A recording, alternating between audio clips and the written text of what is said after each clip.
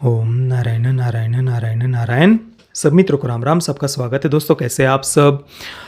दोस्तों social media से अभी तक आपको ये जानकारी प्राप्त हो ही गई होगी कि प्रखर राष्ट्रवादी पत्रकार रचित कौशिक जी, जिनके सब लोकतंत्र प्लेटफॉर्म के बारे में आप में से कई सारे मित्र जानते ही होंगे, उन्हें कल रात्रि को अचानक से पंजाब पुलिस के द्वारा अरेस्ट कर लिया गया। बिल्कुल अचानक से। और इसके पीछे जो जानकारी प्राप्त हो रही है, जो रीज़न इसके पीछे पता चल रहा है रिपोर्ट्स के माध्यम से, वो सच में बहुत ही ज़्यादा चौंकाने वाला है, बहुत ही ज़्यादा दुखद है, अजीब विचित्र। पता नहीं मैं क्या शब्द उपयोग करूं, पर सच में मुझे तो समझ में ही नहीं आ रहा कि ये कैसा रीज़न है। मतलब मेरी तो बिल्कुल ही समझ से परे है। सबसे पहले मैं आपको इंडियन एक्सप्रेस का ये आर्टिकल है वो मैं आपको पढ़कर बताऊंगा, विस्तार से हम उस पर चर्चा भी करेंगे। उसके बाद एक दूसरा ऑप इंडिया का भी आर्टिकल है, उसके बारे में भी हम चर्चा करेंगे। An FIR against unknown person was registered on the complaint of Alisha Masih, a pastor at Church of God in Piru Banda area of Ludhiana. He in his complaint said that a video hurting religious sentiments of Christian community was uploaded from a handle named No Conversion on X. तो अलीशा मसीह जो लुधियाना के पीरूबांदा में जो church of God है उसके पादरी है, उनके द्वारा एक कंप्लेंट फाइल की गई अननोन व्यक्ति के विरुद्ध, अज्ञात व्यक्ति के विरुद्ध। और उस कंप्लेंट में बताया गया था कि क्रिश्चियन कम्युनिटी के रिलीजियस सेंटिमेंट्स को हर्ट किया गया है नो कन्वर्जन नाम के जो ट्विटर हैंडल है उसके माध्यम से। अब ये जो ट्विटर हैंडल है नो कन्वर्जन, उस पर रचित कौशिक जी की एक छोटी सी वीडियो क्लिप शेयर की गई थी कुछ दिन पहले, जिस क्लिप में अरविंद केजरीवाल, उनके जो बेटे हैं, उन पर आरोप लगाया गया था।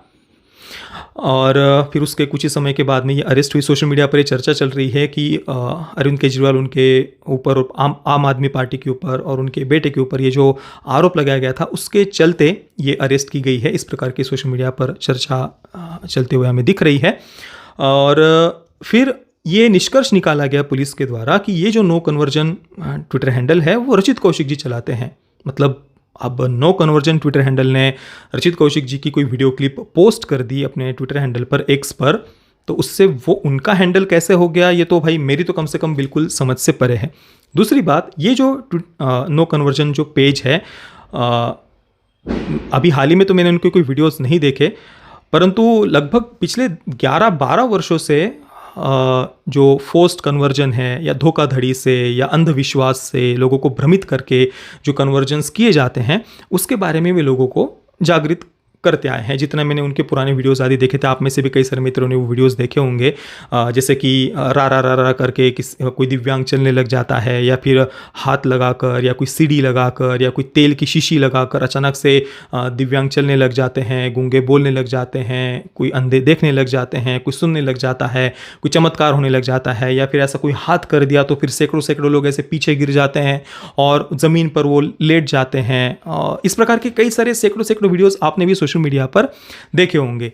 तो इस प्रकार के कुछ वीडियोस मैंने नो कन्वर्जन इस पेज पर देखे थे। और जितना मुझे पता है, भारत में इस प्रकार से धोखाधड़ी से लोगों को भ्रमित करके अंधविश्वास से फोर्स्ड कन्वर्जन करना एक बहुत ही ज़्यादा गंभीर अपराध है। और इसके बारे में तो कई सारी आप देख लीजिए, 2014-15 में मोदी सरकार ने 20,000 से अधिक एनजीओज का एफसीआईए लाइसेंस कैंसिल किया था। क्यों कैंसिल किया था? क्योंकि उन एनजीओज पर यह आरोप था कि बाहर से एफसीआईए लाइसेंस के अंतर्गत जो वो फॉरेन से फंडिंग लाते हैं उसका उपयोग वे भारत में कन्वर्जन के लिए और कई सारी भारत विरोधी षड्यंत्रों में वे उपयोग करते हैं। सोचिए 20,000 एनजीओज, तो ये समस्या कितनी बड़ी होगी, कितनी गंभीर होगी, इसकी कल्पना आप करिए। और हमने तो कई सारे वीडियोस मैंने भी दिखाए हुए हैं कि कई सारे विदेशी एनजीओज किस प्रकार से सिस्टमैटिक वे में चार्ट्स पर चर्चा करते हैं, चार्ट लगा लगा कर लोगों को सामने बिठा कर कि इस साल हमारा ये टारगेट है, इतने हमें लोगों को कन्वर्ट करना है भारत में। तो सिस्टमैटिक वे में इसके लिए फंडिंग होती है कन्वर्जन के लिए। और भी कई सारे वीडियोस हमने देखे हुए हैं कि कैसे गाँव के गाँव को कन्वर्ट कर दिया जाता है। कोई पादरी ये भी कहता है कि हिंदू देवी देवताओं की मूर्तियों को हम किस प्रकार से लात मार दी मैंने, इस पर वो कैसे प्राउड कर रहा है।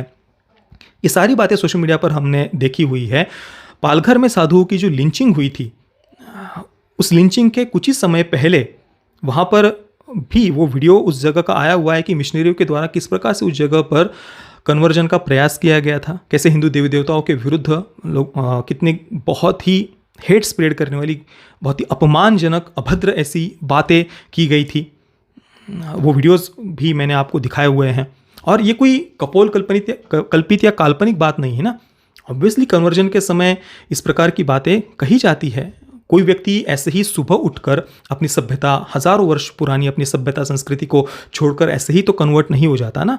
सिस्टमेटिक वे में उसके अंदर ये बातें डाली जाती है, अपनी ही सभ्यता, अपनी ही संस्कृति, अपने ही देवी देवताओं के विरुद्ध। और ये तो सब, ऐसी तो कई सारी घटनाएं मैंने स्वयं अपनी आंखों से भी देखी हुई है। कई सारे आदिवासी क्षेत्रों में जब मैं सेवा कार्य के लिए जाता था तो कई सारे लोग अपने अनुभव बताते थे कि किस प्रकार से देवी देवता, हिंदू देवी देवताओं के विरुद्ध कैसे हेट स्प्रेड की जाती है, कैसे गलत बातें बताई जाती है। जैसे कहीं पर कोई सेवा के नाम पर कैंप लगाकर वहाँ पर जो लोग आते थे अस्वस्थ, बीमार, उन्हें पहले विटामिन सी की गोली दी जाना और ये कहना कि अभी अपने देवी देवताओं का आप नाम लो, राम जी का, भगवान श्री कृष्ण का। अब ऑब्वियसली किसी को बुखार है, वो विटामिन सी की गोली खाएगा तो उससे तो बुखार ठीक होगा नहीं। वो व्यक्ति फिर 2 दिन बाद जब आता था तब उसे फिर पैरासीटामोल की गोली दे करके फिर कहना कि फिर आप अभी हमारे गॉड का नाम लो। फिर वो जब ठीक हो जाए तो उसके माध्यम से कन्वर्जन करना। मदर टेरेसा पर कई सारे आरोप इस प्रकार के लगे हुए हैं। हेल्स एंजल नाम की पूरी एक डॉक्यूमेंट्री बनी हुई है, पूरी की पूरी एक डॉक्यूमेंट्री बनी हुई है। और कितने गंभीर आरोप लगाए गए हैं कि कैसे अनगिनत लोगों को तड़पा तड़पा कर मारा गया था कन्वर्जन के लिए। मदर टेरेसा पर कैसे कैसे उनके एनजीओ पर आरोप लगाए हुए हैं। हिल्स एंजल, आप देखना वो डॉक्यूमेंट्री पूरे फैक्ट्स के साथ, तथ्यों के साथ, कितने सैकड़ों मिलियन डॉलर फंड यहां से जमा किया गया था इस प्रकार के गरीबों के सेवा के नाम पर, वो फोटोज दिखा दिखा कर, और उसकी आड़ में कितने अनगिनत लोगों की मृत्यु हुई थी। ये सारी बातें, ये फैक्ट्स हमारे सामने है ना। और अभी से नहीं, दशकों से आप देख लीजिए। 1960 के दशक में नियोगी कमीशन की रिपोर्ट, उस कमीशन की रिपोर्ट में उस समय भी कही गई थी। तो ये तो दशकों से देश भर में चलते आ रहा है, हम देखते आ रहे हैं। ये कोई नई या बिल्कुल कपोलकल्पित बात नहीं है। और यहाँ पर किसी कम्युनिटी के अगेंस्ट की बात ही नहीं है। ये तो जो फॉरेन फंडिंग से देश में कन्वर्जन करते हैं उसकी बात है, उस समस्या की बात है। जॉर्ज फर्नांडिस जी, मैं तो कई बार हमारे चैनल पर मैं कह चुका हूँ कि भाई मैं तो उनको बहुत मैं उनका सम्मान करता हूँ, उनकी राष्ट्रवादी विचारधारा का, प्रखर राष्ट्रवाद का। ये कम्युनिटी की बात, टारगेट की बात ही नहीं है। यहाँ पर जो फॉरेन फंडिंग से कन्वर्जन की बात है उसकी है। और ये बहुत गंभीर समस्या है और भारतीय न्याय व्यवस्था के अनुसार ये एक बहुत गंभीर अपराध है। और जिस प्रकार के वीडियोस मैंने नो कन्वर्जन पर देखे हुए थे पहले, जो वे जनजागृति ला रहे थे कि ये जो अंधविश्वास से या फिर धोखाधड़ी से इस प्रकार से जो कन्वर्जन किए जाते हैं, तो ये मुझे तो समझ में नहीं आया कि भाई ये किसी कम्युनिटी को टारगेट करना कैसे हुआ। ये मेरी तो बिल्कुल ही समझ से परे है। हालांकि चलिए वो भी एक पूरा अलग विषय है, उसको भी छोड़ दीजिए नो कन्वर्जन का। दूसरी बात, रचित कौशिक जी, मतलब उनके किसी वीडियो को उस ट्विटर हैंडल ने पोस्ट किया, इससे वो हैंडल उनका हो गया। ये निष्कर्ष कैसे निकाला गया पता नहीं, ये भी बिल्कुल ही मेरी तो समझ से परे की बात है। बाकी जो बातें कही जा रही है सोशल मीडिया पर भी कि अरविंद केजरीवाल, आम आदमी पार्टी और अरविंद केजरीवाल के बेटे, उन पर जो आरोप लगाए गए थे उस कारण से ये कार्रवाई हुई है, ऐसा बताया जा रहा है। मैं थोड़ा सा आपको पढ़कर बताता हूं। ऑप इंडिया को मिली जानकारी के अनुसार दिल्ली के शाहदरा में रहने वाले रचित कौशिक अपनी भांजी की शादी में शामिल होने के लिए उत्तर प्रदेश के मुजफ्फरनगर गए थे। एक पादरी की शिकायत के आधार पर पंजाब पुलिस ने उन्हें गिरफ्तार किया है। असल में दिल्ली के मुख्यमंत्री अरविंद केजरीवाल और उनके बेटे के कथित भ्रष्टाचार को लेकर रचित ने एक वीडियो बनाया था। एक अन्य ट्विटर हैंडल ने यह वीडियो ट्वीट किया। इस ट्वीट देखकर एक पादरी की भावना आहत हुई और उसने पुलिस से शिकायत कर दी। इस शिकायत पर तत्परता दिखाते हुए पंजाब पुलिस ने किडनैपिंग वाले अंदाज में रचित कौशिक को यूपी से उठा लिया। मतलब देखिए, नो कन्वर्जन पेज पर इतने सारे वीडियोस है फोर्स्ड कन्वर्जन के, किस प्रकार से धोखाधड़ी से या लोगों को भ्रमित करके या अंधविश्वास से कन्वर्जन के, उस पर तो कभी कार्रवाई होते हुए मैंने तो कम से कम नहीं देखा भाई। पर यहाँ पर कार्रवाई हो जाती है, धार्मिक भावना आहत होने का आरोप लगाया जाता है। तो बाकी आप अगर बॉलीवुड में देखेंगे, कितनी सारी फिल्में, कितनी सारी वेब सीरीज, किस प्रकार से हिंदू साधु संतों के विरुद्ध, देवी देवताओं के विरुद्ध कितना हेट स्प्रेड की जाती है, किस प्रकार से हिंदू सभ्यता संस्कृति के विरुद्ध कितनी गलत बातें फिल्मों के माध्यम से, वेब सीरीज के माध्यम से दिखाई जाती है, बोली जाती है। हिंदू त्योहारों पर किस प्रकार से कैसे कैसे एक्टिविज्म हमने देश में देखे हुए हैं। पर यहाँ पर आप देखिए, हम अपनी आंखों से देख रहे हैं। पर अभी भी कोई भी पत्रकारों का कोई संगठन या कोई इस प्रकार के वामपंथी लेफ्ट लिबरल्स वो अभिव्यक्ति की आज़ादी खतरे में की बात नहीं करेंगे, अभी वो सामने नहीं आएंगे। दिलचस्प यह है कि पादरी की शिकायत पर दर्ज एफआईआर में कहीं भी रचित कौशिक या सब लोकतंत्र चैनल का जिक्र नहीं है। नहीं इसमें केजरीवाल के उस वीडियो का जिक्र है जिसे सोशल मीडिया में उनकी गिरफ्तारी का आधार बताया जा रहा है। यह एफआईआर नो कन्वर्जन नामक ट्विटर हैंडल पर धार्मिक भावना आहत करने का आरोप लगाती है। इस ट्विटर हैंडल से यह वीडियो साझा किया गया था। जानकारी के अनुसार 6 फरवरी 2024 की शाम 7 बजे के आसपास रचित कौशिक को एक सफेद रंग की स्कॉर्पियो में आए 4 सिख पुलिसकर्मी उठा ले गए। पुलिसकर्मियों ने वर्दी नहीं पहन रखी थी और ना ही उनके पास में स्थानीय पुलिस थी। पादरी ने लुधियाना में इस साल जनवरी में मामला दर्ज कराया था। रचित कौशिक के इंस्टाग्राम से की गई पोस्ट के अनुसार हाल ही में उन्होंने आप नेताओं के भ्रष्टाचार को लेकर एक वीडियो बनाया था जिसके बाद उनकी गिरफ्तारी हुई है। उनके परिवार ने आरोप लगाया है कि ऐसा उनसे बदला लेने के लिए किया गया है। रचित के परिवार ने उत्तर प्रदेश के मुख्यमंत्री योगी आदित्यनाथ जी से इस मामले में दखल देने की अपील की है। और ये अरेस्ट किस प्रकार से हुई है देखिए दोस्तों। रचित कौशिक जी अपने परिवार के साथ में विवाह के लिए गए हुए थे और ऐसे समय में उन्हें अरेस्ट कर लिया गया। ऑप इंडिया ने रचित कौशिक के परिवार से बात की है। उनकी मां ने बताया है कि रचित कौशिक 6 फरवरी की शाम को मुजफ्फरनगर में अपनी भांजी को एक पार्लर से लेकर शादी वाली जगह पर जा रहे थे, बताइए। और ऐसे समय में उन्हें बिल्कुल अचानक से अरेस्ट कर लिया गया। जब कौशिक के परिवार वालों ने उत्तर प्रदेश पुलिस को सूचना दी तो पता चला कि उनकी गिरफ्तारी के विषय में स्थानीय थाने को बताया गया था। पंजाब पुलिस ने यूपी पुलिस को वह एफआईआर भी भेजी जिसके आधार पर उन्हें गिरफ्तार किया गया था। हालांकि रचित के परिवार को एफआईआर के विषय में नहीं बताया गया है। जिस अकाउंट के खिलाफ मामला दर्ज किया गया है उसने रचित कौशिक का एक वीडियो ट्वीट किया था। इस वीडियो में रचित ने केजरीवाल के बेटे के भ्रष्टाचार को लेकर खुलासा वे कर रहे हैं।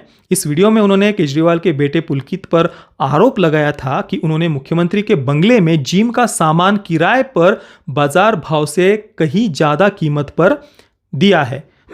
10 लाख रुपए करीब ये रकम बताई जा रही है। उन्होंने आरोप लगाया कि यहां लगी 4 ट्रेडमिल को उन्होंने किराए पर दिया और इससे 10 लाख प्रति माह वसूले, यह आरोप है।